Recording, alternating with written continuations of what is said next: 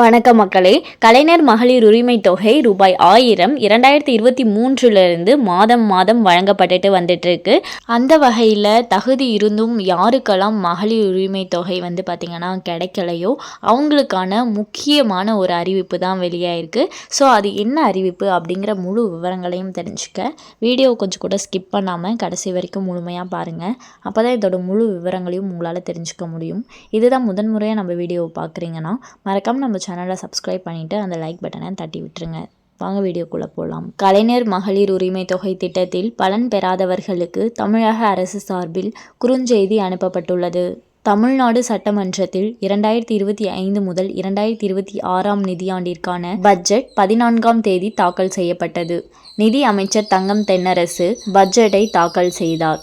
2021 ஆண்டு ஆட்சி பொறுப்புக்கு வந்த திமுக இந்த ஆட்சி காலத்தில் தாக்கல் செய்யும் இறுதி முழு பட்ஜெட் இது என்பது குறிப்பிடத்தக்கது.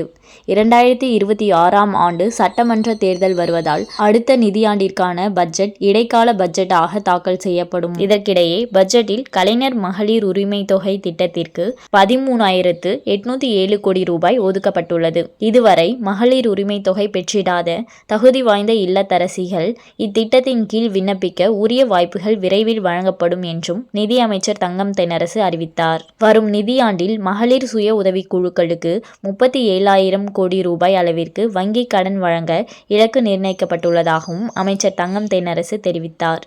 விடியல் பயண திட்டத்துக்காக 3,600 கோடி ரூபாய் ஒதுக்கப்பட்டுள்ளதாகவும் அமைச்சர் தெரிவித்தார். தமிழ்நாட்டின் பொருளாதார வளர்ச்சியில் பெண்களின் பங்கை மேலும் அதிகரிக்கும் நோக்கில் அடுத்த 5 ஆண்டுகளில் 1 லட்சம் மகளிரை தொழில் முனைவோராக உயர்த்திட 225 கோடி ரூபாயில் பெருந்திட்டம் ஒன்று செயல்படுத்தப்படும் என்று தங்கம் தென்னரசு தெரிவித்தார். இந்நிலையில் கலைஞர் மகளிர் உரிமை தொகை திட்டத்தில் பலன் பெறாதவர்களுக்கு தமிழக அரசு சார்பில் குறுஞ்செய்தி அனுப்பப்பட்டுள்ளது. இதுவரை திட்டத்தில் பலன் பெறாத பெண்களின் செல்போன்களுக்கு தமிழக அரசு சார்பில் SMS அனுப்பப்பட்டுள்ளது. அதில் கலைஞர் மகளிர் உரிமை தொகை திட்டத்துக்கு ரூபாய் 13,807 கோடி ஒதுக்கப்பட்டுள்ளது. இதுவரை பலன் பெறாதவர்களுக்கு உரிமை தொகை வழங்க நடவடிக்கை மேற்கொள்ளப்படும் என்று தெரிவிக்கப்பட்டுள்ளது. ஸோ யாருக்கெல்லாம் தகுதி இருந்தும் மகளிர் உரிமை தொகை கிடைக்கலையோ அவர்களுக்கு திரும்பவும் பார்த்தீங்கன்னா விண்ணப்பிக்க சான்ஸ் வழங்கப்படும் அப்படின்ற மாதிரி சொல்லியிருக்காங்க. ஸோ பொறுத்திருந்து பார்ப்போம் எப்போ இதற்கான விண்ணப்பம் பார்த்தீங்கன்னா வழங்க போகிறாங்க அப்படிங்கிறத.